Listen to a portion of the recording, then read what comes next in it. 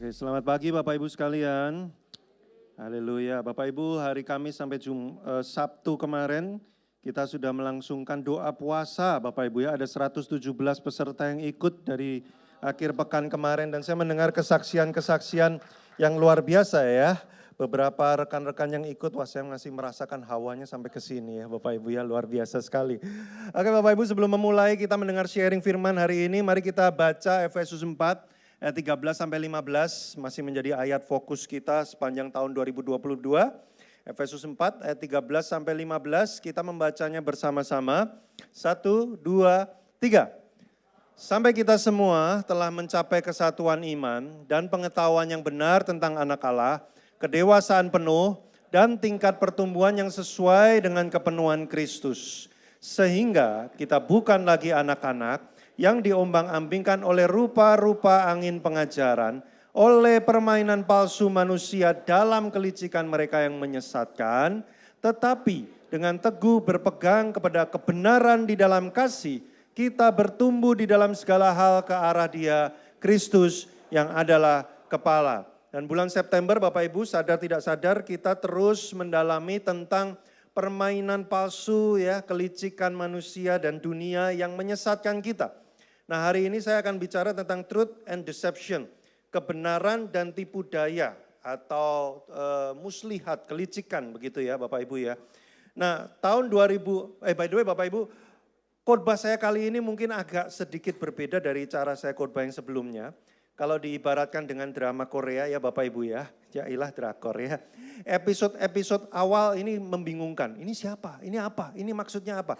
Nah mungkin 10 menit pertama khotbah saya akan seperti itu. Tapi saudara ikutin terus ya, jangan keluar terus beli siomay, jangan dulu. Ya saudara ikuti terus, nanti di tengah-tengah sampai ke belakang saudara akan mengerti apa maksudnya. Jadi memang saya akan banyak memberikan khotbah yang sifatnya explanation gitu, penjelasan-penjelasan yang mungkin bagi beberapa orang terdengar tidak familiar dan cukup berat. Tapi ikutin saya Bapak Ibu ya, saya pastikan nanti menjelang tengah sampai akhir saudara akan menangkap apa yang saya coba sampaikan. Oke saudara siap ya? Tahun 2006, saudara kalau pernah mendengar kamus Merriam-Webster, itu adalah dictionary atau kamus bahasa Inggris yang salah satu yang paling dipercaya secara global. Jadi kalau saya cari terjemahan arti kata apa, definisinya apa, salah satunya yang bisa dipercaya adalah Merriam-Webster. Merriam-Webster itu nama yang bikin dictionary-nya atau kamusnya. Bapak Ibu boleh googling ya, kalau mau cari kata apa, artinya apa, bahasa Inggris, Merriam-Webster. Nah tahun 2006 Bapak Ibu, kamus Merriam-Webster memasukkan satu kata yang belum pernah ada sebelumnya. Tidak ada di kamus itu sebelumnya, tapi dimasukkan tahun 2006 itu dan dipilih sebagai word of the year. Kata yang dianggap paling heboh, paling fenomenal tahun 2006 itu. Apa katanya? Yaitu ini dia, truthiness. Kata truthiness dimasukkan sebelumnya tidak pernah ada kata-kata ini dalam bahasa Inggris, tapi dimasukkan tahun 2006 dan dianggap sebagai word of the year. Truthiness. Artinya apa truthiness ini? Sesuatu yang dipilih untuk menjadi kebenaran padahal dia tidak benar. Nah itu truthiness. Sesuatu yang sebenarnya nggak benar, tapi sengaja dipilih untuk dijadikan kebenaran dan disebarkan supaya semua orang percaya bahwa itu kebenaran. Nah itu truthiness. Bapak Ibu. Kata ini muncul tahun 2006. Nah kenapa saya membahas truthiness ini? Karena kita akan sampai kepada satu pertanyaan, kalau ada hal yang nggak benar, tapi dianggap jadi benar, jadi sebenarnya ada nggak sesuatu yang sungguh-sungguh benar? Ya, kebenaran yang mutlak, yang pasti benar itu sebenarnya ada nggak, Bapak Ibu?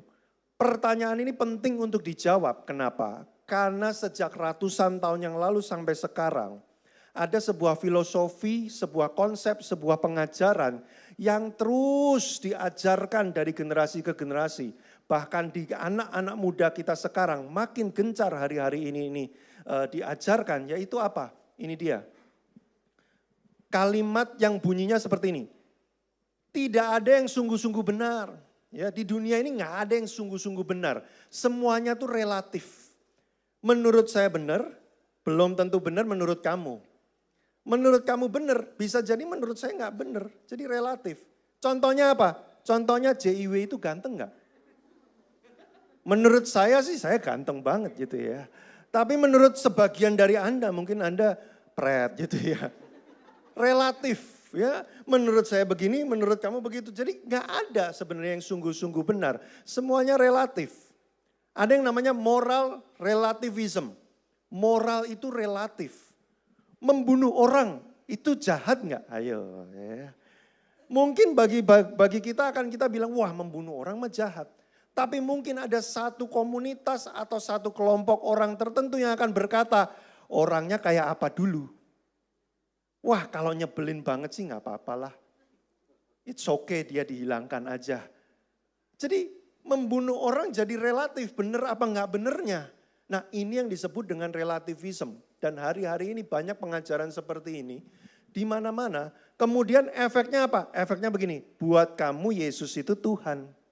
Itu kebenaran. Tapi maaf, buat saya enggak. Jadi kalau mau percaya Yesus Tuhan, silakan percaya aja. Tapi saya nggak percaya ya jangan diapa-apain, nggak apa-apa. Relatif, Yesus itu Tuhan atau bukan? Relatif. Tergantung siapa yang mempercayai. Sudah pemikiran ini berbahaya. Kenapa? Karena kalau segala sesuatu relatif, berarti apa yang kita lakukan setiap hari Minggu di sini, apa yang kita bicarakan, semua yang kita baca di firman Tuhan, bisa benar, bisa enggak. Nah ini bahaya. Tapi Bapak Ibu, banyak orang tidak sadar bahwa ajaran ini, bahwa kalimat ini, tidak ada yang sungguh-sungguh benar, semuanya relatif. Ini adalah kalimat yang membunuh dirinya sendiri. Apa maksudnya kalimat ini membunuh dirinya sendiri? Kalau tidak ada yang sungguh-sungguh benar, berarti kalimat ini juga nggak selalu sungguh-sungguh benar, benar nggak? Nah kalau gitu ngapain kita percaya? Jadi kenapa ajaran ini fatal dan tidak bisa diadopsi? Karena ajaran ini membunuh dirinya sendiri. Maka karena tidak ada yang maka karena kalimat ini tidak selalu benar dan ini gagal, maka kebenaran yang absolut mutlak itu pasti ada. Di mana kebenaran itu? Jadi kalau kita tanya, kemarin ada yang DM Instagram di saya, menurut kakak kebenaran itu apa? Kebenaran dan kebaikan itu apa? Saya jawab, kebenaran adalah ini ayatnya. Yohanes 14 ayat 6. Kata Yesus kepadanya, akulah jalan dan kebenaran dan hidup. Kata kebenaran di sini yang dipakai aletheia, artinya absolute truth. Jadi kalau ditanya, kebenaran itu apa? Kristus. Efeknya apa? Kalimat berikutnya boleh dimunculkan. Jika Yesus adalah kebenaran absolut, maka semua perkataan Yesus dan semua tindakan sikap yang dia lakukan itu adalah ekspresi kebenaran yang absolut. Maka Yesus Kristus harus menjadi standar kebenaran kita. Karena dia mengatakan akulah the absolute truth itu. Akulah kebenaran itu. Artinya apa? Semua hal yang ada di dunia ini kita harusnya mengcompare kepada Kristus. Untuk menentukan apakah ajaran dunia ini benar apa enggak. Apakah yang dikatakan orang ini benar apa enggak. Kita harus compare-nya kepada siapa? Kepada Kristus. Tapi problemnya hari ini apa? Problemnya adalah kebalik. Kita mengcompare perkataan dan perbuatan Yesus dengan apa? Dengan kebenaran kita sendiri. Wah kita baca Alkitab, kita bilang, wah ini gak benar nih Alkitabnya. Loh kenapa gak benar? Karena menurut saya gak begini. Menurut saya harusnya gak begini. Kebalik bro. Menurut saya itu harusnya according to menurut Yesus. Saudara nangkap gak maksud saya? Semua yang kita percaya sebagai kebenaran itu harusnya diletakkan, disubmitkan kepada kebenaran Kristus. Tapi sekarang kebalik. Kalau kita ikut komsel, kalau kita baca Alkitab, kita mendengar perkataan Tuhan, kita mengcompare perkataan Tuhan itu dengan pikiran, hikmat, logika kita untuk menentukan apakah Alkitab ini benar apa enggak. Contoh, Yesus jelas-jelas berkata mengampuni. Ampunilah. Bahkan dia di atas kayu salib, di depan semua orang yang mau menyalibkan dia, dalam keadaan terengah-engah antara hidup dan mati, dia ngomong, Bapak ampunilah mereka. Karena mereka nggak tahu apa yang mereka lakukan. Jelas firmannya. Tapi ketika kita baca firman itu, kadang-kadang kita bilang gini, Alkitab ini nggak relevan. Ya. Dia nggak tahu betapa sulitnya mengampuni. Enak aja loh, Yesus nggak tahu betapa sulit. Pernah jadi Yesus nggak? Ditinggalin semua orang, sendirian, terluka habis-habisan, emosional, fisikal, psikologis, semuanya dalam keadaan yang paling berat. Tetap dia mengampuni, karena itu kebenarannya. Tapi kadang-kadang karena kita nggak bisa terima itu dan kita nggak mau menerima itu, kita bilang, kitab ini udah nggak up to date, nggak realistis, nggak relevan. Realistis itu menurut siapa, bro? Karena realitamu sebagai manusia berbeda dengan realita Tuhan. Kadang-kadang realita kita sebagai manusia tidak ada artinya di depan realita Tuhan. Kalau Tuhan pengen melakukan A, apapun realitamu, A akan terjadi. Itu Tuhan kita. Tapi seringkali kita compare. Nah ini, jadi tipu daya dunia salah satunya adalah yang terus diusahakan dari generasi ke generasi adalah membuat kita percaya bahwa kita itu punya kebenaran kita sendiri. Kita berhak menentukan yang benar yang salah menurut saya sendiri dan semua yang lain harus ngikutin standar saya. Nah, benar apa benar?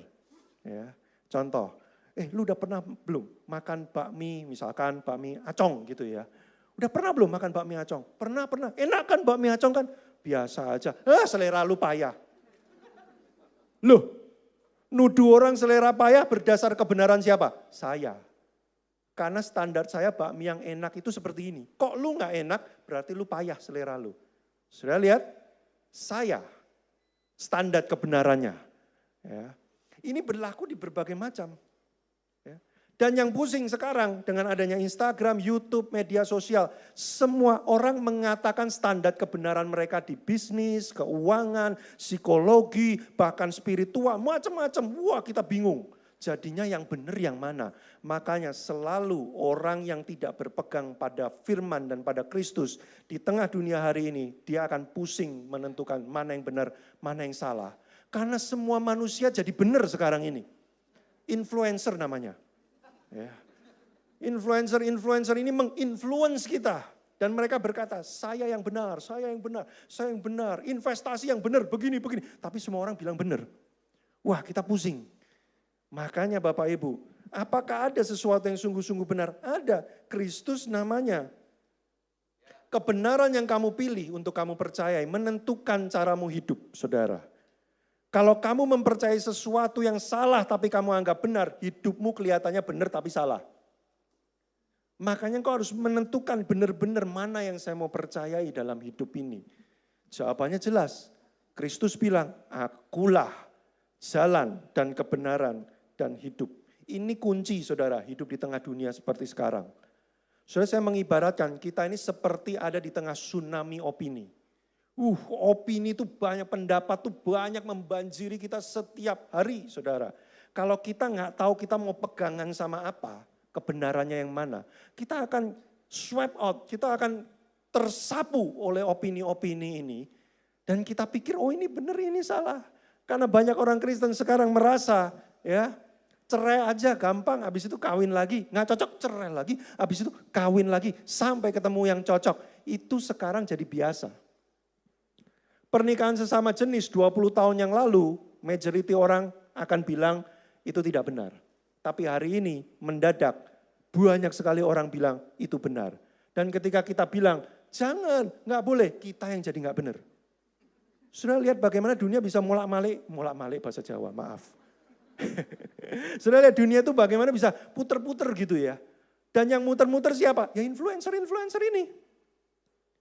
Bahkan ada influencer Kristen saudara, followernya 400 ribu lebih yang berkata, iya menikah sesama jenis itu alkitabiah. Ngeri gak saudara? Alkitabiah loh. Dan dia bisa temukan ayat-ayat untuk mendukungnya Bapak Ibu. Kalau engkau gak berpegang pada Kristus, saudara, hari-hari ini, kita akan habis oleh tipu daya dunia.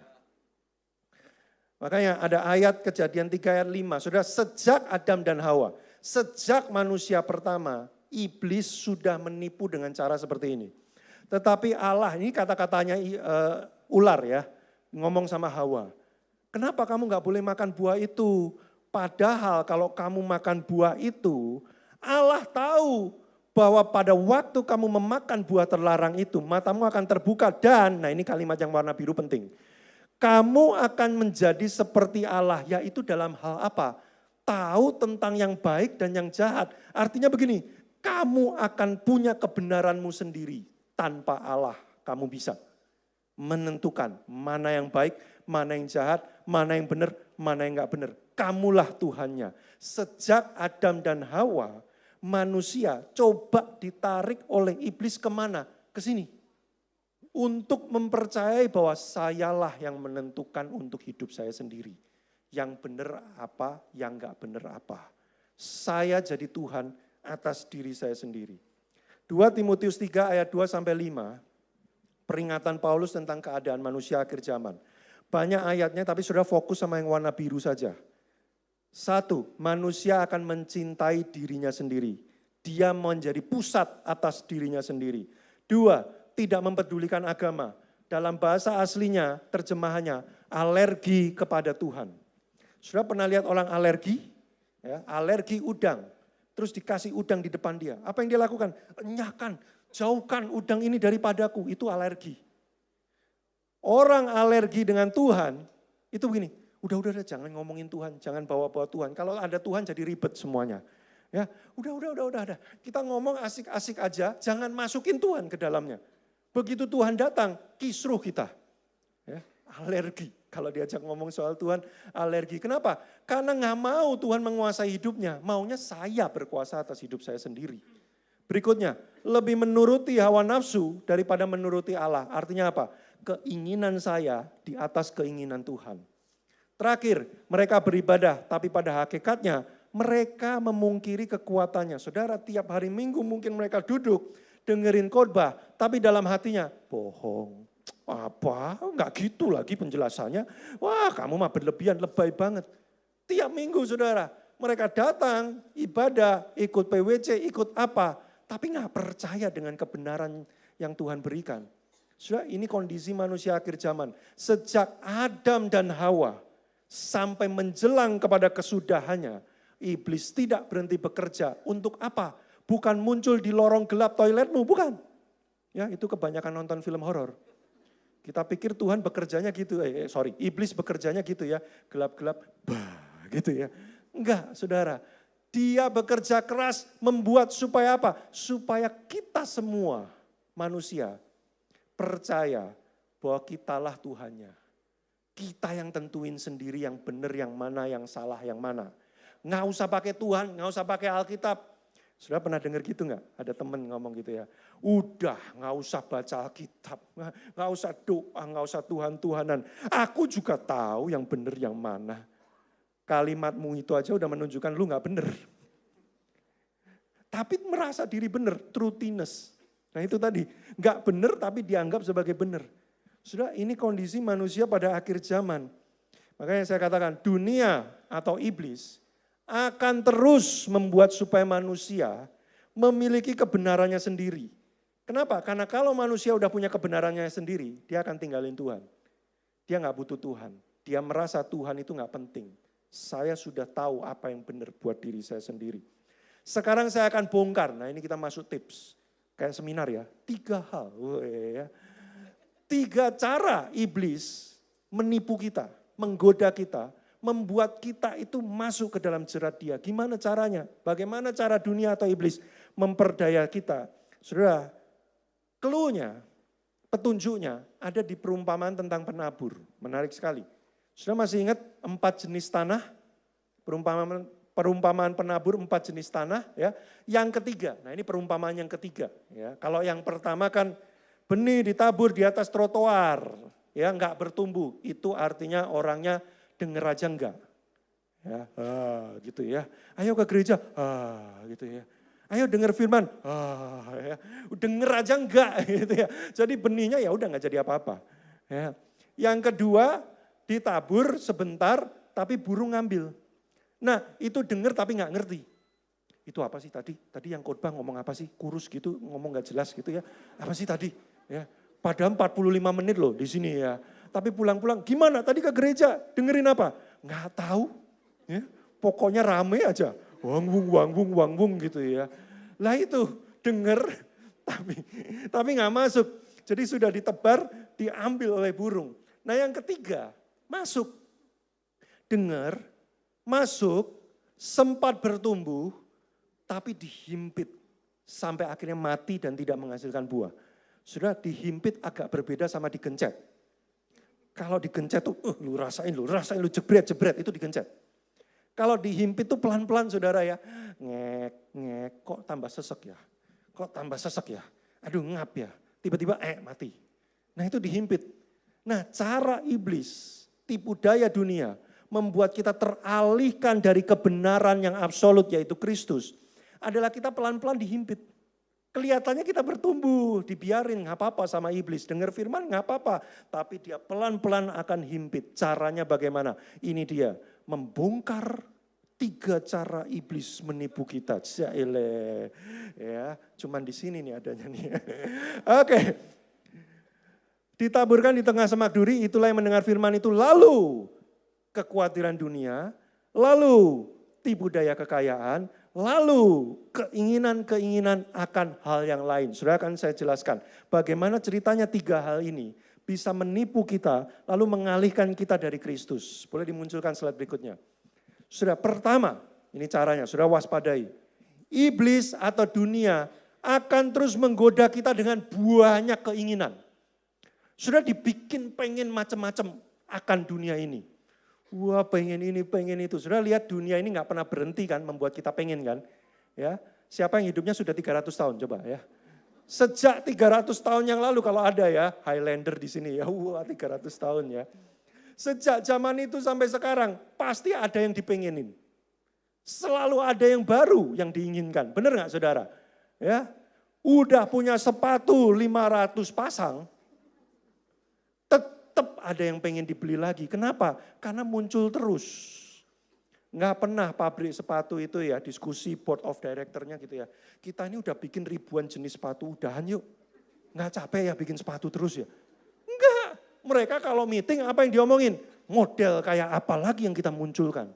Kemarin saya lihat di Instagram saudara, ada sepatu bisa keluarin api. Serius. Ya desainnya naga gitu, terus ada moncongnya, keluarin api. Saya bingung ini buat apa sepatu. Ya, mungkin ini sepatu para teroris gitu ya. Wah buat nyalain bom, dar gitu ya. Ada aja saudara. Saya jujur sama saudara ya, saya ini masih manusia. Saya kalau lihat sepatu itu ya. Masih manusia saudara, saya belum tubuhnya belum sempurna ya, tunggu Yesus datang. Saudara kayak kalau saya lihat sepatu, to be honest ya, kedangingan saya bergelora. Wah, kapan hari saya ke Bandung lihat ada sepatu motifnya Dragon Ball, saudara. Wah, jiwa remaja saya langsung bergelora gitu ya. Keren banget ini Nike, tapi limited edition Dragon Ball gitu kan ya.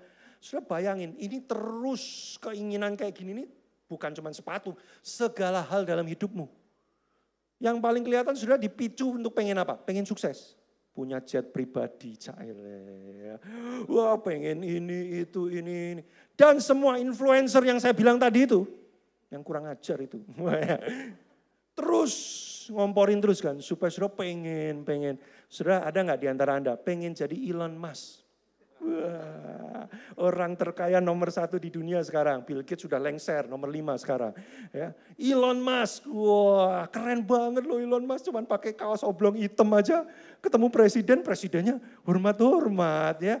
Karena dia sukses, bisnisnya berhasil kaya. Saudara saya bacain tweetnya ya. Si Elon Musk pernah nge-tweet, saudara tahu Twitter ya? Masih tahu kan ya? Masih tahu ya Twitter ya? Saya bacain tulisan Twitternya Elon Musk, salah satunya dia nge-tweet begini. Terima kasih untuk doanya, tapi saya oke kok kalau masuk ke neraka. Kalau memang itu tujuan akhir hidup saya. Toh, sebagian besar orang yang pernah lahir di dunia ini juga akan masuk ke sana. Itu isi Twitternya Elon Musk. Sudah nangkep maksud saya enggak? Orang yang kok ingini itu, belum tentu diingini Tuhan. Sudah nangkep maksud saya? Kesuksesan yang kau kejar model-model itu, belum tentu diinginkan Tuhan. Tapi seringkali kita menginginkan segala sesuatu di dunia ini, karena dunia membuatnya seolah-olah itu keren. Kamu kerja apa? Aku founder, jaile. Founder apa? Warteg. Yang penting founder. Keren. Kita pengen jadi founder, walaupun itu hanya warteg. Masalahnya di hadapan Tuhan, lu founder atau bukan, gak penting. Tuhan sayang sama lu, itu kebenarannya. Tapi ketika kita hidup di dunia, kita dibikin percaya, itu penting. Loh, bukan berarti saudara gak boleh punya keinginan. Saudara jangan sampai karena khotbah ini saudara pulang dari sini ya. Saya, ayo makan sate babi. Gak usah.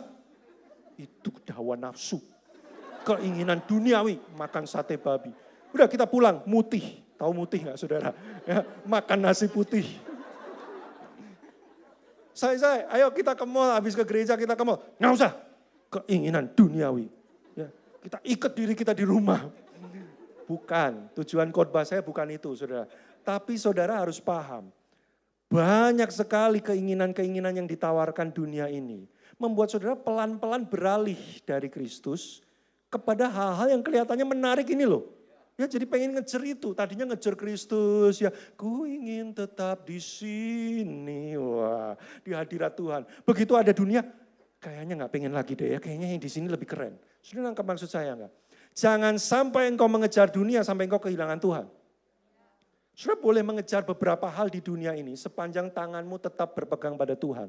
Ada batasnya, itu maksud saya. Saudara pengen makan sate babi silakan asal nggak kehilangan Tuhan. Tapi kalau saudara makan sate babi sampai saudara kehilangan Kristus, itu sate babi harus dimusnahkan. Saudara nangkep maksud saya enggak? Batasannya apa? Kristus dan semua kebenarannya, udah itu aja. Saudara pengen kaya raya, silakan. Tapi batasannya apa? Kristus dan semua kebenarannya.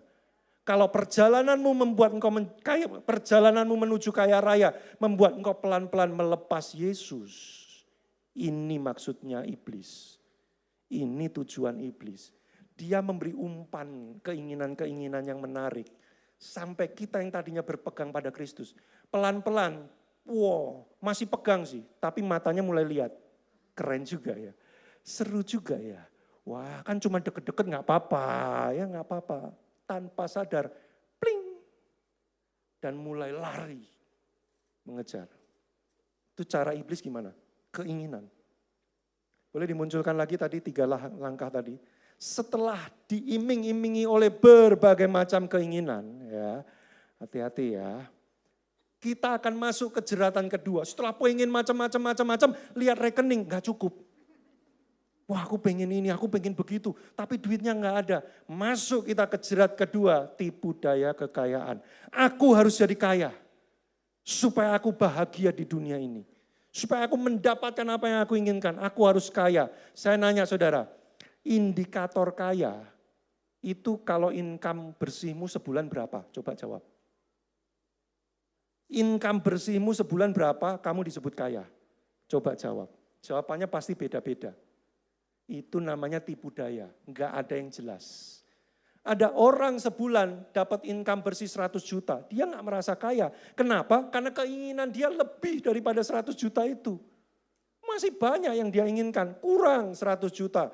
Kejar. Ada yang orang income-nya sudah 1 miliar sebulan, masih toh korupsi terus. Kurang tuh. Enggak jelas kaya itu kapan. Makanya saudara ini triknya. Waktu saudara terjebak ingin ini, dunia semua itu isinya. Saudara akan terjebak mengejar cara untuk menuju ke situ. Salah satunya adalah mengejar kekayaan. Loh Pak berarti enggak boleh mengejar kekayaan. Boleh Anda mengejar kekayaan. Tapi batasannya sekali lagi Kristus dan semua kebenarannya. Kalau dengan berpegang pada Kristus dan semua kebenarannya, membuat saudara tidak bisa jadi Elon Musk. Saudara bukan orang terkaya di dunia, saudara orang terkaya di dunia nomor kesekian miliar. Tapi saudara masih berpegang pada Kristus dan kebenarannya. Itu lebih dari cukup.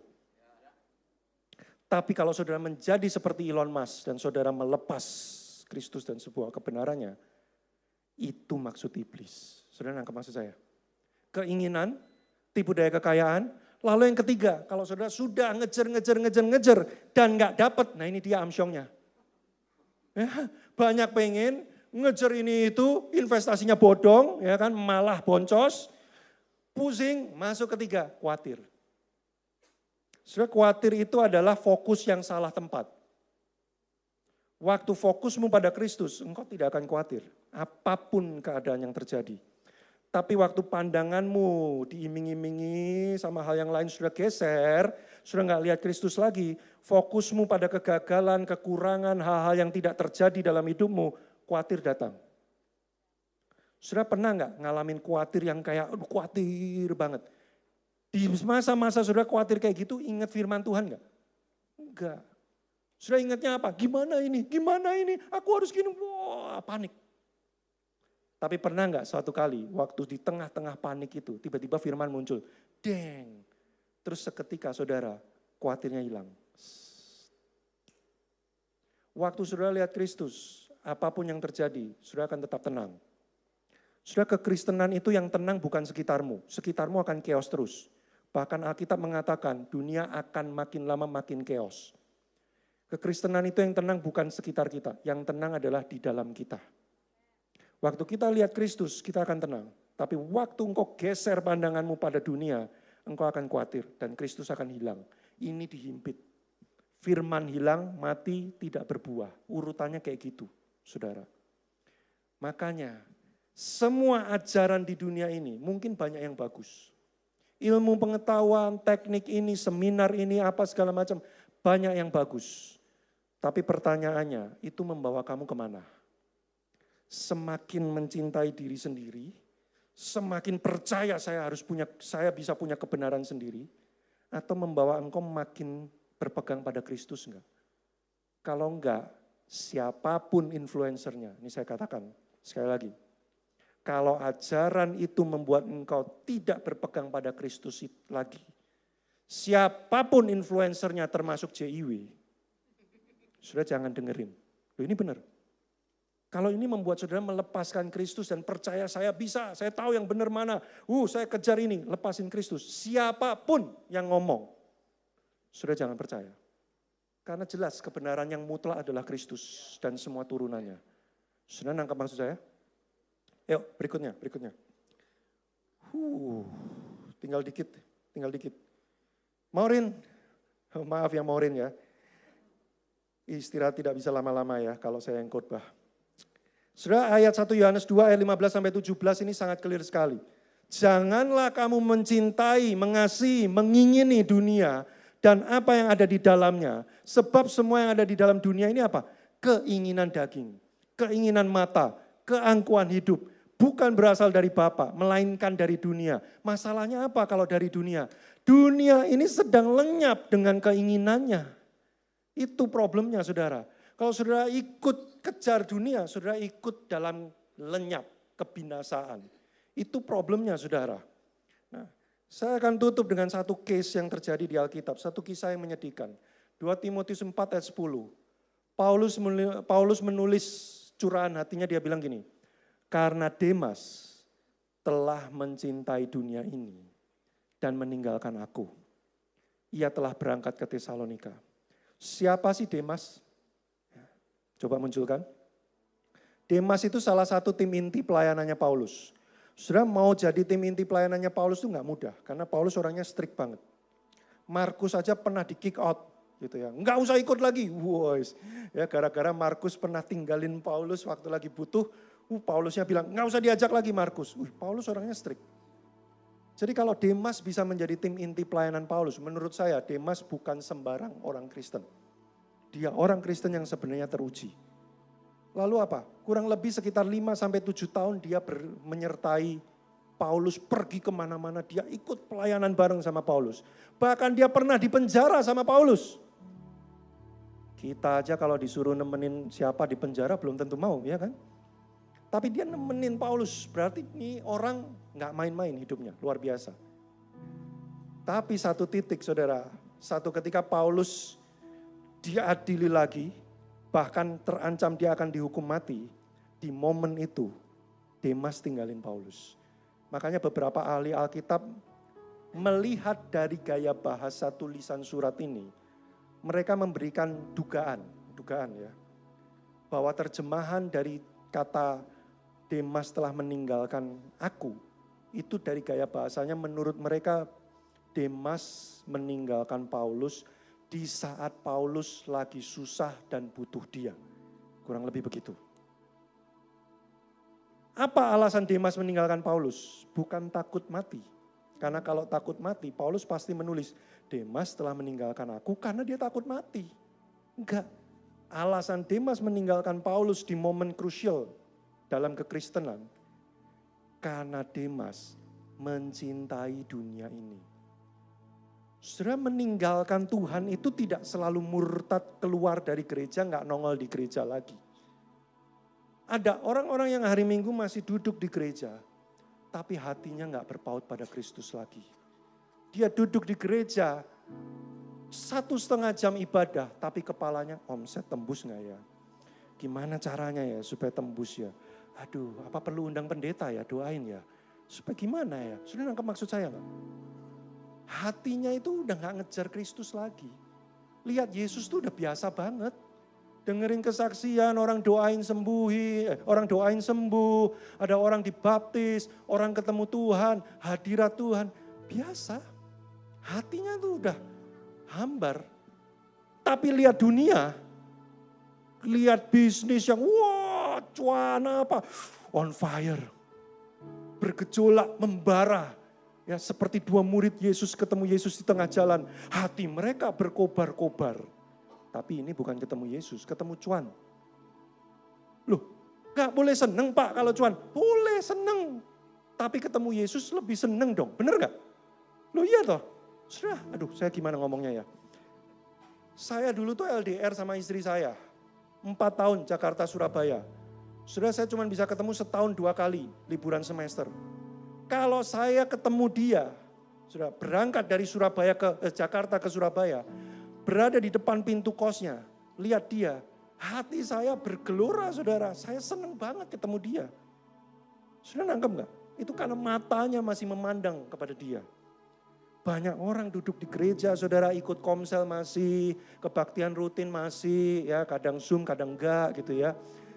Saudara, tapi hatinya tuh loh denger firman, denger Yesus, ngomongin misi, ngomongin Kristus, hatinya tuh biasa banget. Tapi ngomongin duit, ngomongin sepatu, sepeda, apalagi Vespa, terusin aja. Oh hatinya itu kayak, ini. Sudah, telah mencintai dunia, maaf. So, ada orang-orang yang bersama dengan saya sejak berapa belas tahun yang lalu jadi orang Kristen. Hari ini beberapa di antara mereka kalau dengerin ceritanya, masih ke gereja enggak? Ya kadang masih, kadang enggak. Sekarang mereka ngapain? Udah hidupnya untuk dunia aja. Status KTP Kristen masih. Ini maksud saya. Cara iblis membuat engkau berpaling dari Kristus. Kadang-kadang tidak frontal. Engkau tidak dipaksa diseret tinggalin Yesus. Enggak. Engkau dibuat dengan sukarela mencintai dunia. Sampai lihat Kristus itu udah gak menarik lagi buat engkau. Tipu daya, mengerikan sekali. Terakhir saya tutup dengan ini. Saudara, ini perbandingan. Kita tuh hidup di dunia, kata Musa 70 tahun. Kalau kuat 80 tahun. Kalau super kuat 90 sampai 100 tahun. Ya. Kalau bisa ada yang 110 tahun, lumayan manusia super itu. 80 tahun saya ambil, saudara, yang warna biru. Andaikan kekekalan nanti, setelah kita mati, kita akan bertemu dengan Yesus. Andaikan yang warna putih. Saudara bandingkan, 80 tahun hidup di dunia, dibanding dengan 100 tahun kekekalan bersama dengan Kristus. Kalau cuman perbandingannya ini, saya masih berani pilih dunia. Gak terlalu jauh bedanya, bener gak? Betty, gak apa-apalah hidup buat dunia 80 tahun, habis-habisin aja. Play hard, play harder. play terus. Wah, pokoknya you only live once gitu ya. Apa sih itu? YOLO gitu ya. Wah, hidup cuma sekali, cobain semua sampai rontok gitu kan. 80 tahun, which is itu Salomo, rontok beneran dia waktu tua. Nanti 100 tahun dihukum, nggak apa-apa. Cuma beda 20 tahun, masih worth it. Tapi saudara sayangnya kekekalan bukan 100 tahun. Coba tambahkan. Bagaimana kalau kekekalan itu 1000 tahun? Sudah lihat mulai gak worth it kan? Gila, ada orang habis-habisan ngejar dunia untuk yang biru kecil itu. Dia gak sadar bahwa setelah dia mati nanti dia akan berjumpa yang putih gede itu. Kerajaan 1000 tahun itu tidak ada inflasi. BBM nggak naik, nggak ada COVID-19. Semua tanpa air mata dikatakan di Wahyu. Pernah baca Alkitab kan ya saudara ya? Tanpa air mata 1000 tahun. Saudara saya bertanya-tanya, Tuhan kenapa kok 1000 tahun? Karena manusia yang paling tua hidupnya 900 sekian tahun. Jadi Tuhan gak pernah berhutang. Berapa tahun lu hidup? 900 sekian tahun. Susah gak? Susah. Gua ganti 1000 tahun enak. Dilebihin. Metusalah 900 sekian tahun. Ngasih cuan sekian puluh tahun. Saudara 80 tahun. Cuan 920 tahun. Gila gak Tuhan? Kurang baik apa? Tapi ada orang bodoh. Masih tetap kejar yang 80 tahun dalam dunia. Wah happy. Nanti 1000 tahun, nah udahlah lupakan aja. Gak usah juga gak apa-apa. Kayak Elon Musk. It's okay aku ke neraka. Kalau memang harus ke sana. Toh banyak temennya di sana. Sudah kalimat ini exactly kalimat temen saya waktu SMP. Waktu saya ajak ke gereja. Ngapain? Nanti di neraka itu ketemu ini. Rame kita. Ya rame gosong lu. Sudah nangkap maksud saya enggak? Tapi kekekalan itu bukan 1000 tahun. Tambahkan lagi. 10.000 tahun. Sudah 80 tahunmu itu cuman kayak titik. Untuk titik ini. Engkau habiskan hidupmu kejar. Cuman buat titik ini. Sudah. Tapi kekekalan itu bukan 10.000 tahun. Tambahkan lagi. Sampai gak muat layarnya. Sudah lihat. Mana hidup kita? Yang warna biru. Udah gak kelihatan saking kecilnya. Ini 100.000 tahun. Kekekalan bukan 100.000 tahun, bukan 1 juta tahun, bukan 1 miliar tahun. Selama-lamanya. Itu Kristus, harga Kristus. Dan untuk satu titik yang bahkan gak kelihatan itu, sudah cinta banget sama dunia. Saya bingung loh. Sungguh saya bingung. Cinta banget sama dunia, seolah-olah itu kayak selama-lamanya halah. Sepatu ini loh berapa tahun toh saudara. Sate babimu itu loh besok udah berakhir di kakus. Sudah nangkep gak maksud saya? Jangan segitunya gitu loh sama dunia. Kejar sampai engkau lupa, itu hanya titik saudara. Makanya saya bilang, kalau ada orang menjadi orang Kristen menderita, loh Tuhan, aku jadi orang Kristen, aku kok menderita. Gak apa-apa, tahanin, cuma 80 tahun. Nanti setelah itu, kekekalan, engkau gak akan menderita. Tahanin, jangan kehilangan Kristus. Tuhan, aku jadi orang Kristen, aku sudah berdoa sekian belas tahun, gak sembuh-sembuh. Pada akhirnya kalau engkau gak sembuh, gak apa-apa, tahanin. Saudara, kesembuhanmu yang sempurna nanti selama-lamanya. Pegang Kristus terus, jangan kehilangan. Diiming-imingi sesuatu yang menarik, saudara pengen kaya, pengen ini. Pegang Kristus. Kalau engkau terus pegang Kristus, it's okay dalam proses yang engkau menjadi kaya. That's good, that's fine. Tapi kalau ada alasan untuk engkau mulai pengen lepas Kristus, ingat gambar ini lagi saudara. Ini cuma titik, nggak kelihatan. Jangan lepaskan titik yang tak bernilai ini. Makanya saya tulis, apa artinya dunia yang cuma 89 tahun ini, 80-90 tahun. Dibanding kekekalan bersama Kristus selamanya. Statement terakhir terus Pak, ya terakhir dari yang terakhir. Kekristenan itu bukan soal dapat apa saudara. Kekristenan itu dapat apa? Oh dapat berkat, dapat mujizat, dapat kesembuhan, dapat sukses, dapat mobil baru. Bukan, kekristenan bukan soal dapat apa. Kekristenan berbicara soal kamu menjadi orang yang seperti apa di hadapan Tuhan. Apakah saya menjadi orang yang berkenan? Apakah saya menjadi orang yang cinta Tuhan? Apakah kalau saya melihat Kristus mata dengan mata, saya bisa berkata, betapa aku sayang kamu Tuhan lebih dari semuanya. Saya ingat, saya umur 14 tahun bertobat. Nggak ngerti apa-apa waktu itu. Di ruangan sekolah SMP sudah bau kaos kaki semua. Itu PD habis pulang sekolah, copot sepatu tapi nggak copot kaos kaki. Bau semua di mana-mana. Tapi Yesus menjamah saya hari itu. Saya masih ingat kalimat yang saya ucapkan di hati saya. Tuhan, apapun yang kamu minta buat hidupku, aku akan berikan buat Tuhan. Aku tidak akan menginginkan hal yang lain selain Tuhan. Setelah itu saya waktu umur 14 tahun, gak ngerti apa-apa. Tapi kadang waktu berjalan hidup mulai ngerti apa-apa, nah itu masalahnya. Mulai ngerti duit, mulai ngerti enak, mulai ngerti sukses, ini itu. Kadang-kadang saya gak menginginkan Tuhan lagi.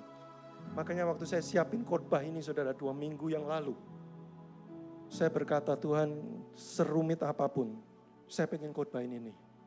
Saya pengen Abalo Barat ingat kembali siapa yang telah menambat hatimu sekian tahun yang lalu. Masih ingat gak pertama kali bertobat? Terima Yesus. Dunia ini seolah-olah gak ada artinya semua.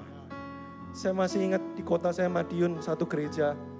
Kalau habis retreat remaja itu ya banyak yang pulang pengen jadi pendeta saudara. Serius, habis pulang retreat ngomong sama papa mamanya, aku gak mau kerja, aku mau jadi pendeta. Papa mamanya pusing semua. Kenapa mereka begitu? Karena buat mereka gak ada yang penting selain Kristus saudara.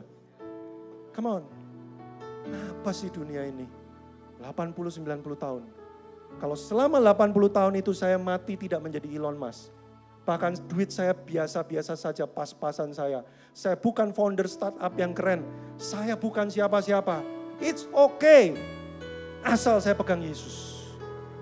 Daripada saya mati sebagai Elon Musk, tapi saya kehilangan Yesus. So jangan mau ditipu oleh dunia. Yuk kita nyanyi satu lagu lama sekali.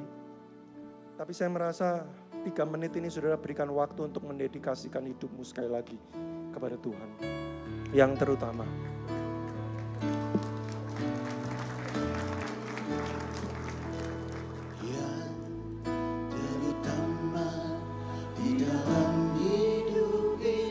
Pandang Kristus saudara.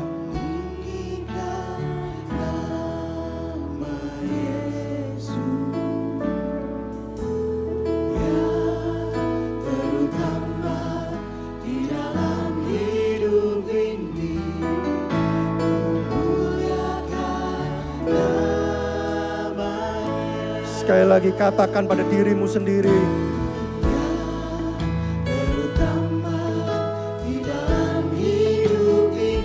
Tiada yang lain. Oh, hanya Engkau.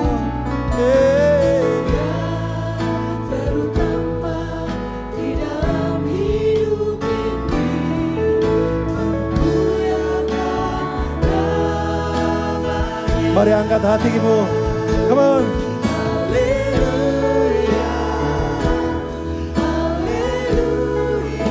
Oh.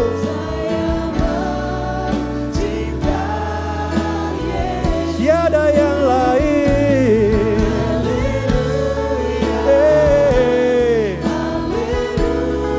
Oh. Mari angkat hatimu. Bersama-sama, haleluya.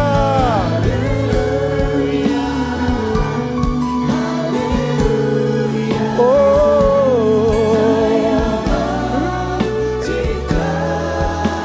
saya mau.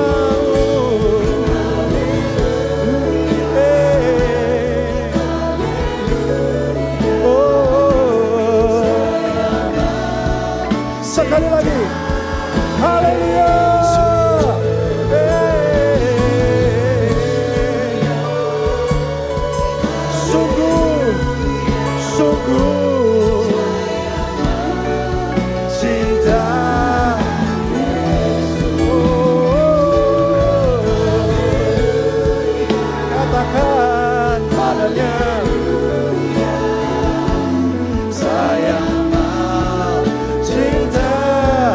Sekali lagi saudara, datang kepada Tuhan, katakan haleluya, haleluya,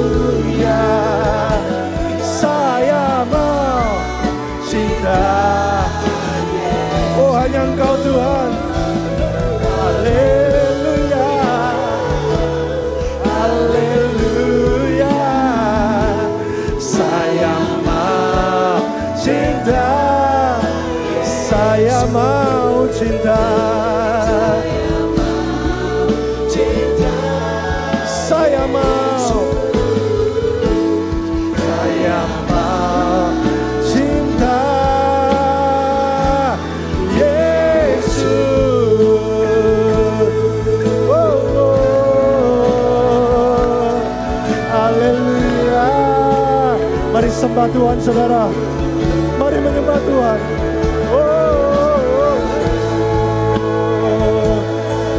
Sembah Dia. Sembah Dia.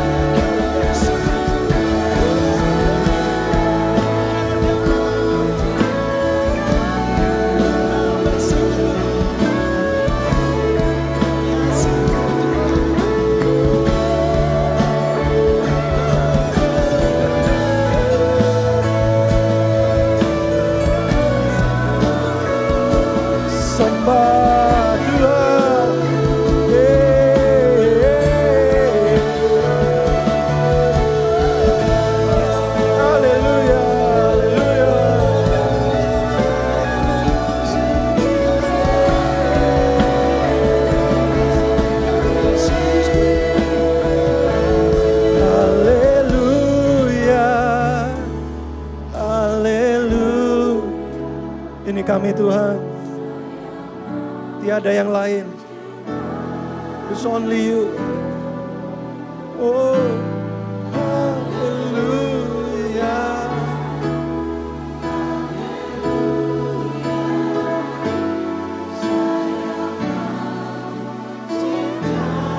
Sekali lagi, haleluya.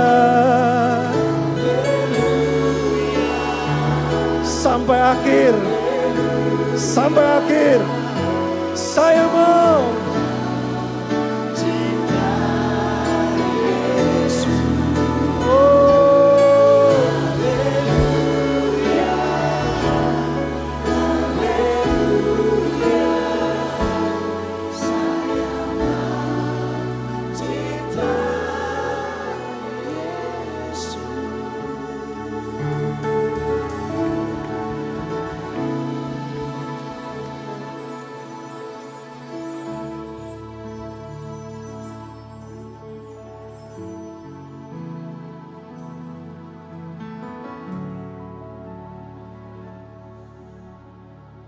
Kuatkan hati kami Tuhan, di tengah dunia yang terus terombang-ambing,